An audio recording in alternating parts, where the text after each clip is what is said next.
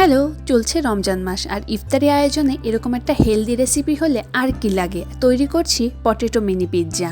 এখানে আমি ডাইস নিয়েছি ছোট ছোট 4টি, আর এই ডাইসগুলোতে হচ্ছে আমি ঘি মাখিয়ে নিচ্ছি।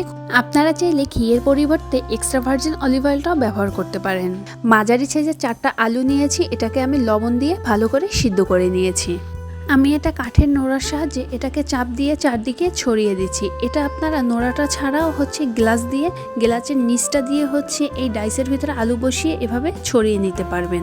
এটাকে চাপ দিয়ে খুব ভালোভাবে ছড়ানো হয়ে গেলে এর ভিতরে আমি সামান্য পরিমাণে লবণ দিয়ে দিব। এ পর্যায়ে ব্যবহার করছি টমেটো সস। আমি এখানে প্রত্যেকটা ডাইসে 1 চামচ পরিমাণে টমেটো সস দিচ্ছি, আর দিচ্ছি সামান্য পরিমাণে অরিগানো। এই অরিগানোটা পিৎজার ভিতরে দিলে এক্সট্রা একটা ফ্লেভার অ্যাড হবে। এ পর্যায়ে ভেজে রাখা যে চিজ বল আছে, সেই চিজ বলগুলো আমি প্রত্যেকটা আলুর ভিতরে বসিয়ে দিব, আর উপরে দিয়ে দেব মজারেলা ক্লাসিক চিজের একটি লেয়ার।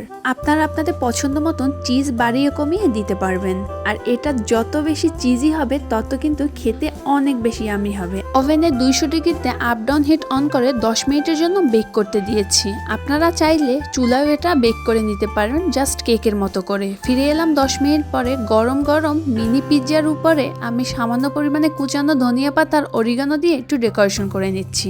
এটাকে আরও একটু হচ্ছে সুন্দর লুক দেওয়ার জন্য আমি টমেটো সস উপরে একটু ছড়িয়ে দিলাম। তৈরি হয়ে গেল পটেটো মিনি পিৎজা। এটা খেতে কিন্তু অনেক বেশি ইয়ামি এবং অনেক হেলদি। আপনারা চাইলে ইফতারে এই আইটেমটা রাখতেই পারেন। আলু প্রেমীদের জন্য এই ইফতারটা কিন্তু অনেক বেশি স্পেশাল হবে, আর বাচ্চারা তো এটা খেতে অনেক বেশি পছন্দ হবে, কারণ চিজে ভরপুর এই পিৎজা অনেক বেশি ইয়ামি হয়।